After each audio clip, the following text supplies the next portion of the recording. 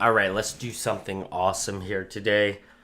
What we're going to do is roast up a pound of some Ethiopia Sidamo in the Behmore 1600 plus. So that's going to be good fun. I already roasted up a couple batches. It's been a good time, but today, right now, we're going to roast up a little bit more because why not? Roasting coffee's fun. Now, I've already measured out 1 pound. So I'm gonna roast it on 1 pound on the Behmore on a P5. So the thing with this is it's gonna take about 20 minutes or so to get done, and the Behmore's a little bit tricky because after about 75% of the roast, it tends to go into auto cut off. So we don't want that. So we're gonna have to keep a good eye on this while we're doing this. So I know you really can't see it. I'm using a webcam right now, but I'm just gonna go ahead and pop the chaff catcher in there. I'm gonna go ahead and preheat the roaster real quick. All right, so I've preheated the roaster for about 2 minutes. I'm gonna go ahead and cut it off and get the drum in there, and we'll get this bad boy starting to roast. So it can only fit one way, and it's a little bit tricky sometimes, but there we go. We've got it in there. I'm gonna slide in, and then we're gonna get this thing going. So turn the light on, and I'm just gonna hit 1 pound on the machine right here, and I'm going to hit start and change the profile to P5.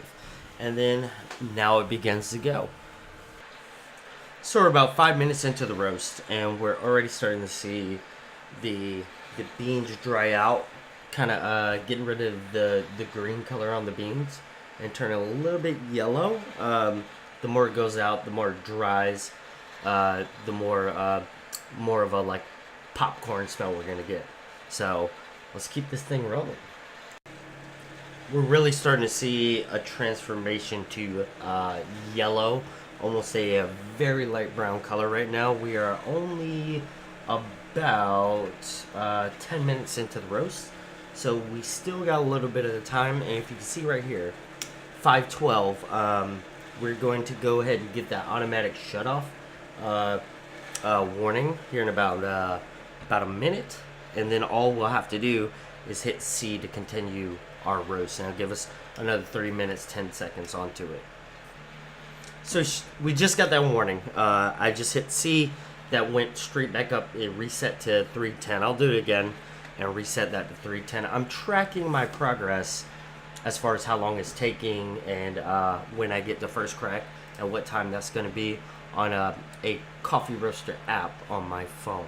So sometimes I'll have a little thermal gun that I'll just scan in there, get the temperature readings out, but I don't know where my thermal gun is right now. I haven't done a whole lot of roasting in a while, so but I think we've got about anywhere from 7 to 8 minutes left on this roast as we go through, because we're really getting into the brown right now. So this is going to be exciting. I'm going to bring it back once we start hitting first crack. And hopefully you can hear that once it goes. So I think I just heard the first crack. Yep, there we go.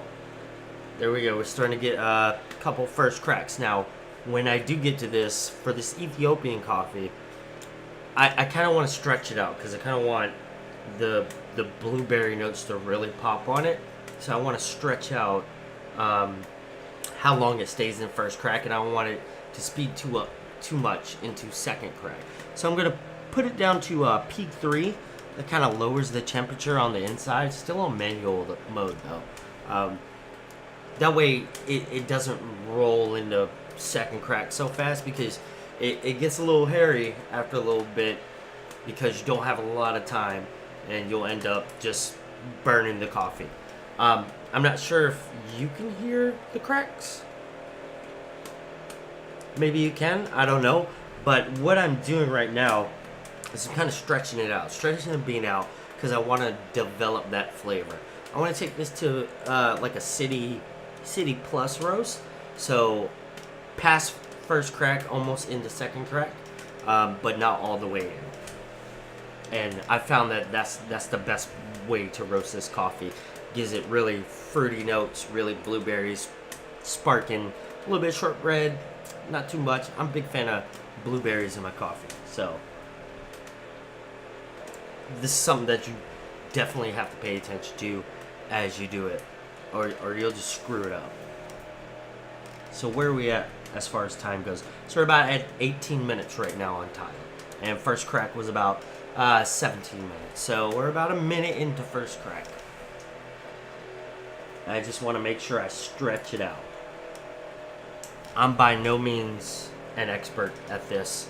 This is all playing by ear, by eyesight, by smell. And with the Behmore is great, but if you go too far and hit in the second crack, it'll cause your whole entire house to smoke up. I'm just gonna take it right to the edge of second crack, since we kind of slowed it down. Definitely just trying to listen to what's going on with the coffee.